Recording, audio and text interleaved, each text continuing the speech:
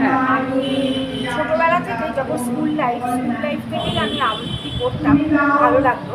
আমার মায়ের বংশের সবাই আবৃত্তি করে, খুব ভালো করতে। তা আমিও ছোটোবেলা থেকে আবৃত্তি করতাম। তারপরে মাঝখানে পড়াশোনার চাপে, সংসারের চাপে সব মোটামুটি বন্ধ হয়ে গেছিলো। গান করেছিলাম, গান অনেক দিনই চালিয়েছিলাম, মেয়ে হওয়ার অনেক পরেও চালিয়েছিলাম, কিন্তু আর চালাতে পারিনি, বন্ধ করে দিয়েছি। তা আবৃত্তিটা আবার শুরু করেছি। বিভিন্ন মঞ্চে গিয়ে গিয়ে আবৃত্তি করি, আমার খুব ভালো লাগে, আরও ইন্টারেস্ট বাড়ে, আরও জন্য যাই বেশি করি। দ্বিতীয় কবিতা, স্বরচিত কবিতাও পাঠ করি। তা আমার কবিতাকে খুবই ভালো লাগে, খুবই ভালোবাসি।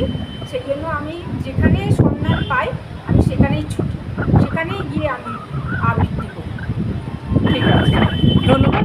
আমাদের সঙ্গে থেকো, যখন আমাদের সুযোগ আসবে তখন আবার আমাদের দেখা হবে। 28 তারিখে আমি সবাইকেই চাই অবনীন্দ্র সভাগৃহের সামনে বিকেলবেলা 5টায় একটু সবাই আসলে সুনীলদা খুব খুশি হবেন, সেইভাবেই তোমাদের সবাইকে চাই।